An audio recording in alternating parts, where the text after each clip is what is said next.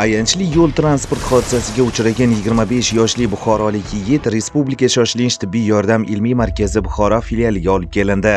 Avtohalokat natijasida chanoq suyagi singan ushbu bemorda yuqori texnologik operatsiya amalga oshirilmoqda va ahamiyatlisi mahalliy sharoitda tashkil etilgan ushbu amaliyot respublika va mahalliy mutaxassislar ishtirokida o'tkazilmoqda. Bemorda tos suyakda murakkab sinib chiqish kuzatilgan. Og'ir toifaga kiriladi, ochiq usulda suyak bo'laklarni joyiga solib, avoplastinka bilan mahkamlandi. Ahamiyatlisi ilgarilari poytaxtda yoki xorijda bajariladigan bu kabi murakkab amaliyotlar endilikda mahalliy sharoitda muvaffaqiyatli bajarilmoqda. Bu yaratilgan imkoniyat va o'zaro tajriba almashinuvlari samarasidir.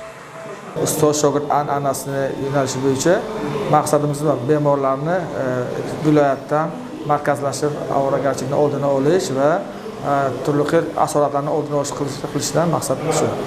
Hozirgi kunda prezident tashabbuslari bilan vertikalizatsiya o'rniga aholiga yaqinlashish va aholi bilan birgalikda ishlash maqsadida biz davomli chaqirtirib oldik va birgalashib mahorat darsini o'tkazyapmiz.